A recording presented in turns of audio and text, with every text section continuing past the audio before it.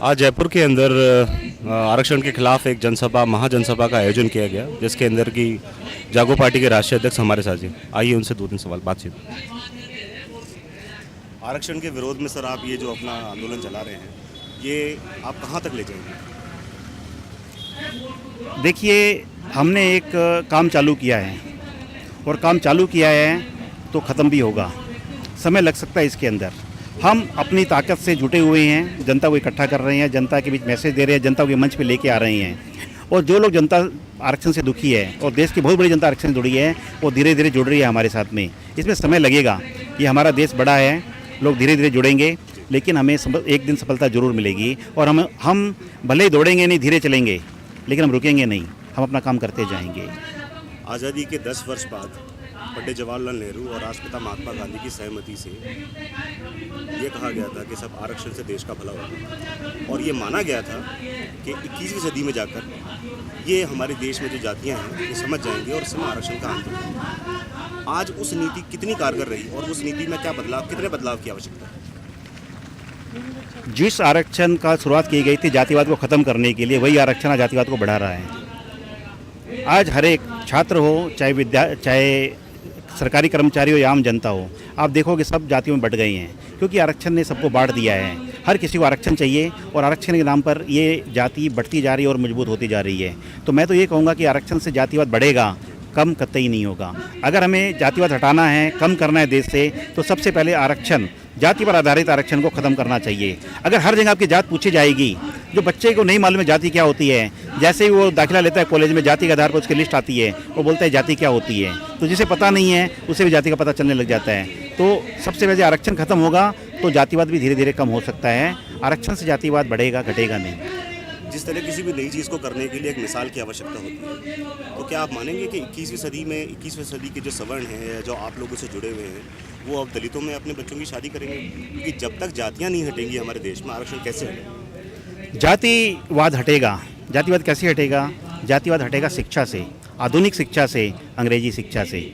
इसलिए जागो पार्टी हर बार शिक्षा की बात करती है। हमारा ये कहना है कि जब हमारे बच्चे, हर जाति के बच्चे साथ साथ पढ़ेंगे, स्कूलों में खेलेंगे, कूदेंगे, दोस्ती करेंगे, प्यार करेंगे, शादी करेंगे, तब उनके जो बच्चे होंगे उनकी कोई जाति नहीं होगी, कोई मजहब नहीं होगा, कोई धर्म नहीं होगा। वो समय आएगा जब देश से जातिवाद खत्म होगा। आप किसी को मजबूर नहीं कर सकते कि आप इससे शादी करो। आपके साथ जितने लोग हैं उनमें से कितने लोग मिसाल पेश करें? देखिए, समय की बात है। आपसे शुरू होगी। बिल्कुल, मेरे लड़के की शादी दूसरी जाति में हुई है।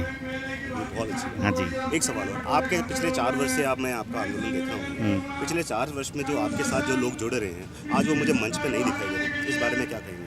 देखिए, तरह तरह के लोग आते हैं और जो लोग हमारे साथ जुड़ते हैं जागो पार्टी में, वो जागो पार्टी में अपने किसी आशा से नहीं जुड़ते। तो जब उन्हें कुछ दिखता है कि कुछ समय काम करते हैं वो लोग जागो पार्टी के साथ में, फिर देखते हैं कि हमें जो चाहिए था, जिसकी उम्मीद थी उन्हें नहीं मिलती, तो कुछ अपने काम में लग जाते हैं। कोई फुल टाइम हमारे पास नहीं आ रहा है, क्योंकि हमारे पास कुछ साधन नहीं है कि हम फुल टाइम उसकी जीविका का पालन कर सकें।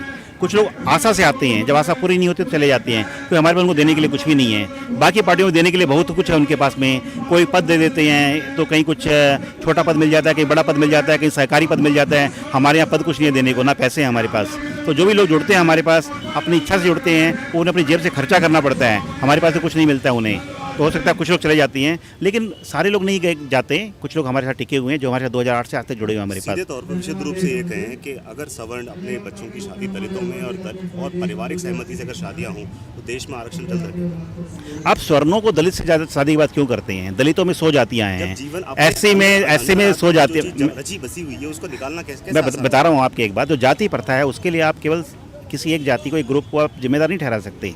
आज एससी में, एससी मैं बताता हूँ आपको कितने भाग बताता हूँ मैं। एससी में जाटव हैं, वाल्मीकि हैं, खटीक हैं, मल्लाह हैं, मोची हैं। ये आपस में शादी करते हैं क्या? नहीं, मेरा कहने का ये भी आपस में शादी नहीं करते। दलित, हाँ वही चीज़ कि जब नीचे जब देखिए, जब शिक्षा आएगी तो ये बंधन टूटेगा।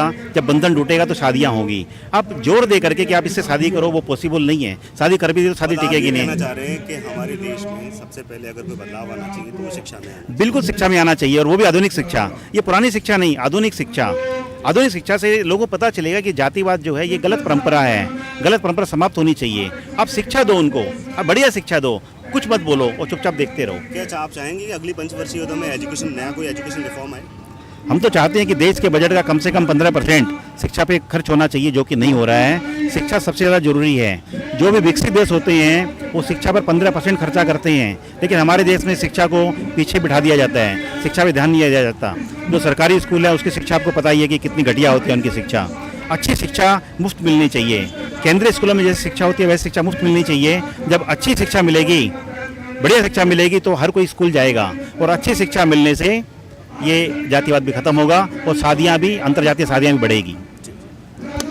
जैसा कि आपने देखा कि हमारे साथ जागो पार्टी के राष्ट्रीय अध्यक्ष दीपक मित्तल जी हैं। दीपक मित्तल जी ने जोर देकर ये कहा कि आरक्षण को अगर मिटाना है तो हमारे देश में सबसे पहले ज़रूरत जो है वो शिक्षा के स्तर को बढ़ाने की जरूरत है। देश में अगर शिक्षा का स्तर बढ़ता है तो इन आंदोलनों की आवश्यकता नहीं होगी। Hemraj Tiwari, for real news, Jaipur.